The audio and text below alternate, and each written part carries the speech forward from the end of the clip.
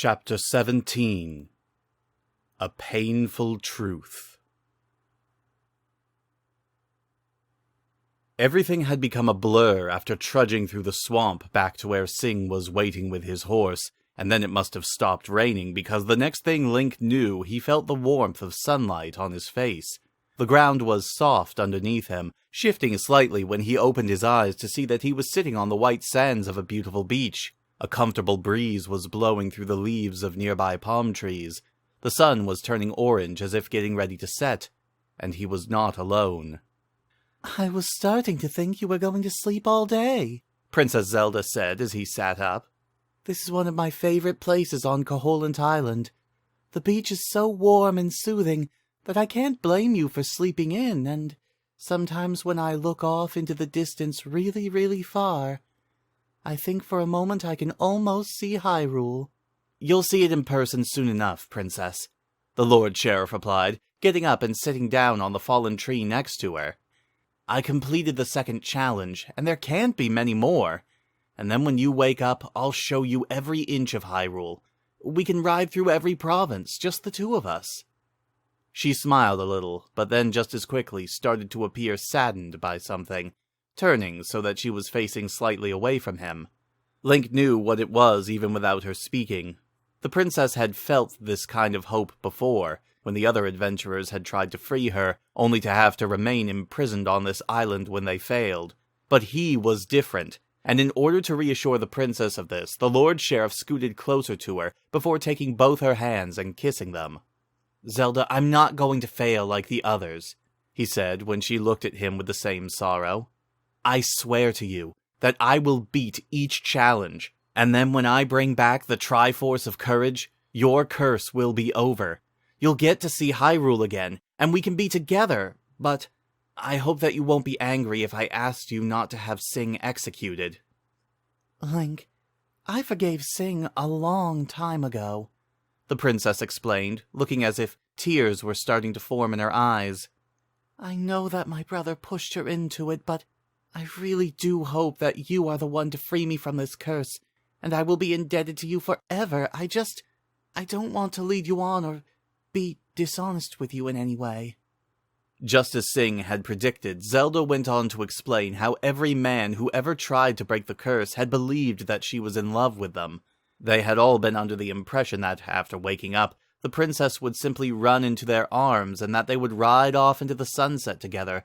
But this was just not true. She knew that Link was a great hero, just like all the others who had been deemed worthy to try, and although she valued him as a treasured friend, she just couldn't be with him in the way he wanted.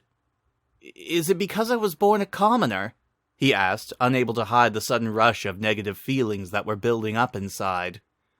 "I'm the Lord Sheriff of Hyrule. I was knighted by King Harkinian himself." "No, Link, it isn't that," the princess replied, trying to be as diplomatic as possible.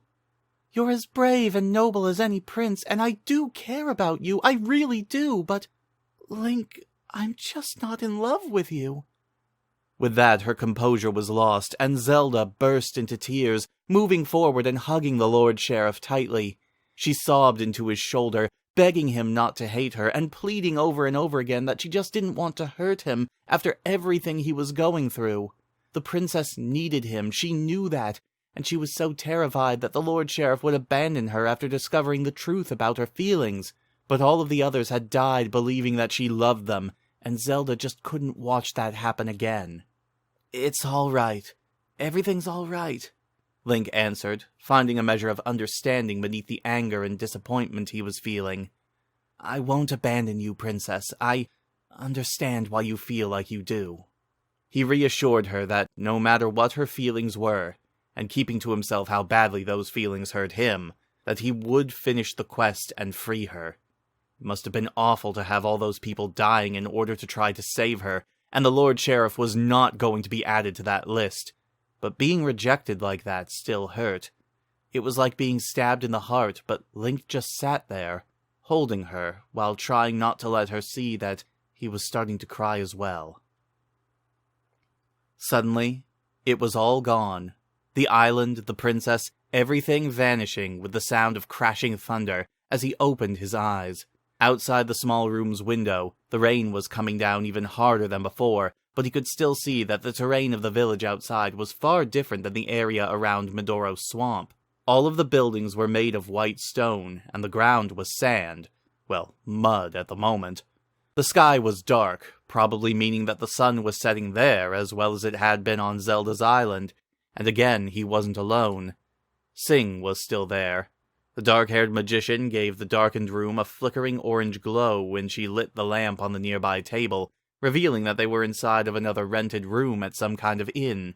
The bed was nicer than the last one, softer and larger, and unlike after what happened at Parappa Desert, Link was feeling better. Physically. You sleep a lot, you know that? She asked, taking a seat at the small table. I wasn't sure when you were going to wake up, so I brought up supper for us, if you're hungry. Now that he was awake enough to smell the food, Link discovered that he was, in fact, really hungry, so he got out of bed and took a seat at the table next to her. The floor of the room was laced with more of the white sand that he had seen outside, building up on his bare feet, but the food quickly made him forget about such things. It was a simple meal, but he felt like he hadn't eaten in days, and the sensation of no longer being hungry was helping him to keep his mind off what Princess Zelda had said to him. Something bothering you, Link? Sing asked once they were finished eating. You've completed 2 trials, something not a lot of others have managed, so you should be pleased, not looking like someone just kicked your dog. Not wanting to open up to her about getting rejected by Zelda, the Lord Sheriff suggested that maybe the quest was starting to wear him down, but that he would be fine after a good night's sleep. The dark-haired magician, however, seemed to see right through this, informing him that she knew about him getting to see the princess on the island after each victory, as had all the others, but he was the first one who hadn't been completely refreshed and restored by whatever she said to them. Everyone else woke up talking about how they couldn't wait for her to wake up, the magician explained. They had all these big plans about being with their love and riding off into the sunset with her. Couldn't have taken the smile off their faces with a gauntlet. Question is, why do you look so disappointed?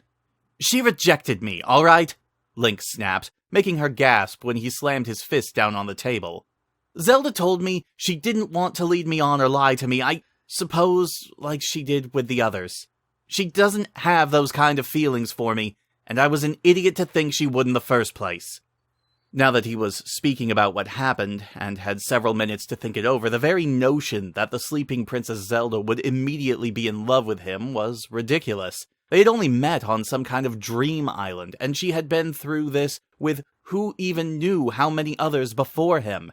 Each one of them had probably thought the same thing he had, and as it all made more sense, the Lord Sheriff felt even more of a fool, getting up from the table and walking back over to sit on the bed. I'm still going to finish the quest, so don't worry, he continued. Oh, and she said she doesn't blame you for what happened anymore. Am I really that big of an idiot? Link, you're a man, not an idiot, the dark-haired magician replied, getting up from the table. You saw a beautiful woman in distress, and you naturally thought that she would fall for you when you saved her. I'm just glad she finally stopped letting them think that. Starting to turn red from embarrassment, the Lord Sheriff buried his face in his hands, now feeling incredibly jealous of how easy both Facade and Aghanim had made it look to find their brides. But these thoughts were interrupted when the bed moved slightly from Sing sitting down next to him. As always, she was far closer than acquaintances should have been, let alone enemies or whatever they were at this point, but that didn't stop her from leaning her head on his shoulder. Sing, why are you always acting like this with me? The Lord Sheriff asked, turning his head to look at her. Always being so close and touching and all. Maybe you are an idiot, the magician replied with a slight laugh. It's because I like you, Link. Regardless of this curse and how we are technically adversaries, you dove on top of me during the sandstorm to keep me safe, and I liked it. Sing laughed again after admitting that she was glad for the sleeping princess's rejection, as she was starting to ask if he thought there was any chance of him liking her as well, but she didn't get the chance to finish the question. The dark-haired magician was incredibly beautiful, and up until right then, the Lord Sheriff had felt guilty about his desire for her, since he had been seeking the heart of Princess Zelda, which was not an issue any longer. Interrupting her words by turning his body toward her and then putting his hands on her cheeks, Link brought his lips to hers. Her response was immediate, closing her eyes and returning the kiss, which lasted for a lot longer than either of them had probably imagined. The dark-haired magician then snapped her fingers, extinguishing the lantern, as the storm continued outside.